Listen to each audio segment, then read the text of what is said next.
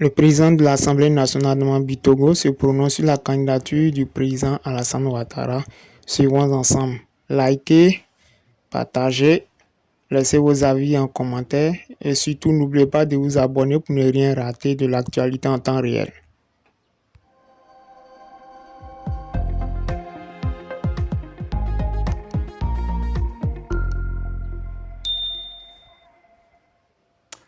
Bonjour et bienvenue en tête-à-tête sur France 24. Notre invité cette semaine est Adama Bictogo, c'est le président de l'Assemblée nationale de Côte d'Ivoire, le maire de la commune de Yopougon et un poids lourd du RHDP au pouvoir. Monsieur Bictogo, bienvenue. Merci. Bonjour. Alors, on va évidemment parler de l'élection présidentielle du 25 octobre. Le président Alassane Ouattara a été désigné candidat à cette présidentielle par votre parti lors du congrès le 21 juin. Mais il n'a pas encore confirmé si oui ou non il allait être candidat. Il a déclaré « Je vous ai entendu, je prendrai dans les prochains jours une décision après mûre réflexion ». On est plus qu'à quelques jours, on est à 2 semaines. Que se passe-t-il? Est-ce que vous pensez que le président ne va pas y aller? Merci. Je voudrais d'abord saluer la grande mobilisation des militants qui s'est exprimée non seulement pendant les pré-congrès et pendant le congrès le 21 juin. Et le RHDP a fait la démonstration de ce que le RHDP est le premier parti de Côte d'Ivoire. Ce congrès avait 2 points essentiels. Le premier point, c'était donc de désigner le candidat, le président Alassane Ouattara comme président du parti, parce que c'était le renouvellement des instances, ce qu'il a accepté, donc il a été élu président du parti à l'unanimité. Le deuxième point, c'était donc de présenter le candidat président du RHDP comme candidat aux élections présidentielles d'octobre 2025. Effectivement, sur ce point, le président de la République, son Excellence Alassane Ouattara, a demandé que nous lui accordions quelques jours. On est à plus que quelques jours. Et il faut noter aussi que dans son discours, il a dit « Je suis le président de tous les Ivoiriens ». Je veux donc vous faire noter que la date limite des dépôts des candidatures, c'est le 26 août. Donc je crois que quelques jours, on peut même aller jusqu'au 20 août pour qu'il s'exprime. Donc je ne pense pas que le temps soit un problème aujourd'hui en ce qui concerne donc l'annonce de sa candidature. Vous êtes sûr, vous, qu'il va être candidat? Mais il n'y a pas de doute. Si, il y en a. Hein. Non, il n'y a pas de doute. L'ensemble des militants, aussi bien pendant le pré-congrès et le congrès, comme ils se le voient, a réclamé sa candidature. Et cette candidature, elle repose sur des faits. De 2010 à 2025, le président Alassane Ouattara a transformé de façon structurelle l'économie de la Côte d'Ivoire. Le président a transformé la Côte d'Ivoire. Donc les fondamentaux au plan économique sont tels qu'aujourd'hui, nous, RHDP, avons pensé que nous devons nous installer dans la continuité, la stabilité, pour une paix durable et un développement. Vous savez, sans développement, il n'y a pas de paix, mais sans paix, il n'y a pas de développement. Pourquoi ce point d'interrogation? Est-ce que vous vous posez la question, est-ce qu'il ne va pas y aller? Est-ce qu'il y a en effet la possibilité qu'il n'y aille pas? Et que se passe-t-il dans ce cas-là? Parce que lors de scrutin précédent, il avait préparé sa succession. Oui. Là, il n'y a personne. Oui. Mais il n'y a pas de doute. En ce qui me concerne, si vous voulez mon avis personnel, oui, il va y aller. D'accord. Je peux vous assurer que M. Alassane Ouattara sera donc candidat, bel et bien candidat, en octobre 2025. Donc, si jamais vous vous trompez, qu'est-ce qui se passe? Ça affaiblit le parti, ça veut dire que les ambitions vont se déclarer. On parle peut-être du vice-président, du Premier ministre, de Patrick Hachi, peut-être vous? Vous savez, nous avons un parti organisé.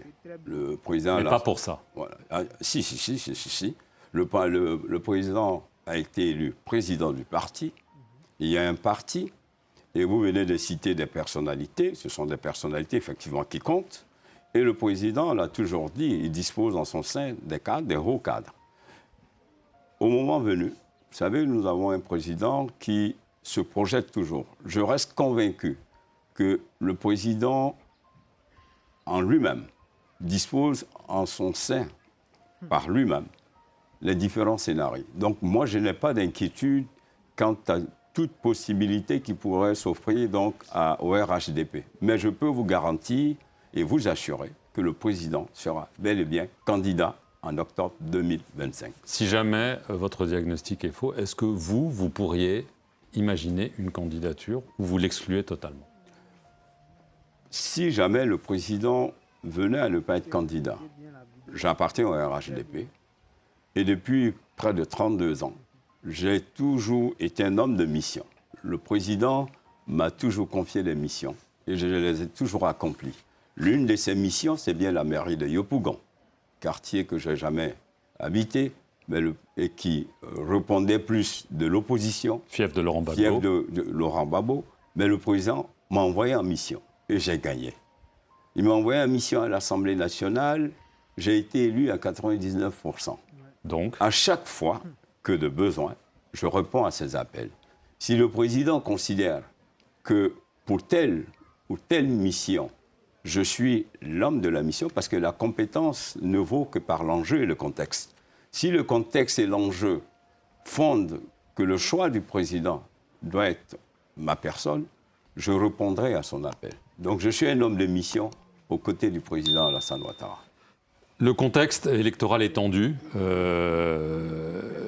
Les principaux candidats, Tidjane Thiam, Laurent Gbagbo, Charles Blé Goudet, ne peuvent pas être candidats. Cela crée beaucoup de frustration chez eux, d'inquiétude dans le monde, parce qu'on se dit cette élection ne va pas être inclusive et pourrait à nouveau créer des tensions, voire de la violence. L'histoire de la Côte d'Ivoire, à ce niveau-là, est évidemment préoccupante. Est-ce que ce sera une mauvaise élection en raison de l'exclusion des principaux candidats ?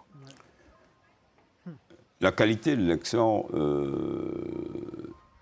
elle est fondée sur le taux de participation, d'une part, la transparence de l'élection pour l'annonce de résultats fiables. Donc, il faut dissocier la qualité de l'élection et de ceux qui doivent y participer. Vous avez cité ceux qui ne participent pas. Permettez qu'en tant que président de l'Assemblée nationale, je sois respectueux de la séparation des pouvoirs. Tous ceux que vous avez cités, pour certains,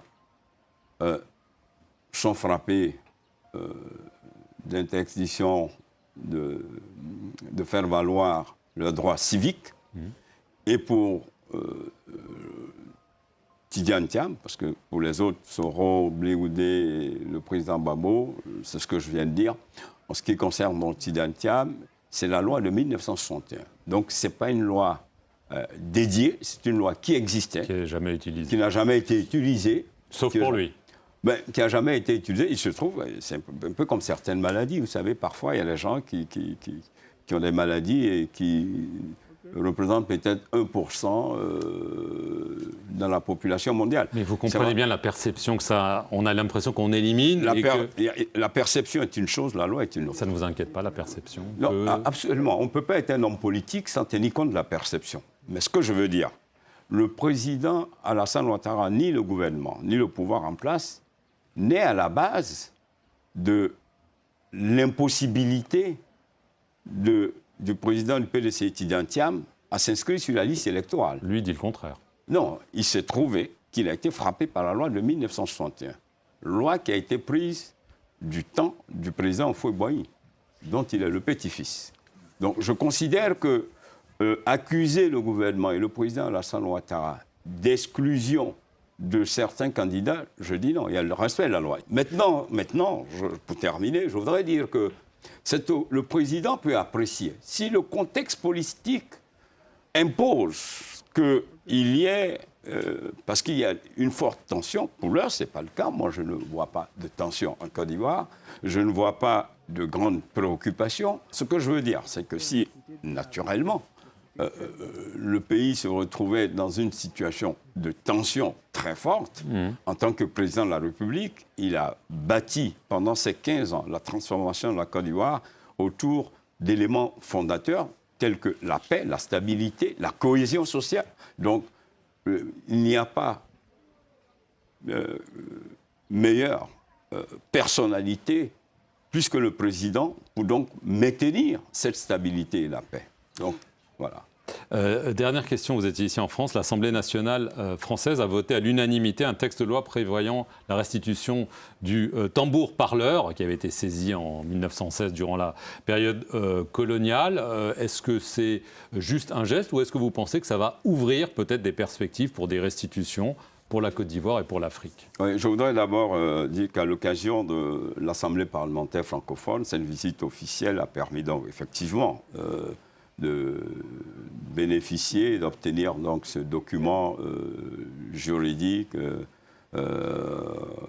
relevant donc d'une loi adoptée par l'Assemblée nationale, montrant ainsi que l'excellence des relations entre nos deux pays et entre nos deux chefs d'État a permis donc le retour de ce tambour parleur qui est une symbolique qui montre qu'en fait, il y a certes les institutions, mais il y a le respect de nos cultures. Ce tambour est l'expression donc d'une des cultures de la Côte d'Ivoire. Donc nous souhaitons effectivement que ce retour de tambour parlant soit donc le début d'une restitution organisée de l'ensemble de tous nos biens qui se trouvent ici, culturels, en France. Mais je voudrais une fois de plus saluer cette relation que nous entretenons avec la France. Nonobstant les mutations qui se font dans nos pays, il est bon qu'en plus donc de l'excellence de cette relation, que nous puissions revisiter certains supports qui fondent nos relations. Et cela va avec donc l'évolution des choses. Nous sommes dans un nouvel ordre géopolitique, dans un nouvel ordre politique mondial. Donc il est plus que bon que nous renforcions le multilatéralisme, que nous renforcions donc le bilatéralisme. Et comme vous le savez, la Côte d'Ivoire et la France entretiennent des relations historiques et culturelles très soutenues. Et nous pensons que pour la France et pour la Côte d'Ivoire, pour les générations à venir, il est bon, souvent, à chaque fois, chaque dizaine d'années, de revisiter certaines conventions pour que, justement, nous puissions épouser le nouvel esprit qui habite donc l'ensemble des générations des deux peuples. Adama Bictogo, merci beaucoup d'être venu sur le plateau de France 24. Et merci à vous d'avoir suivi cette émission sur nos antennes.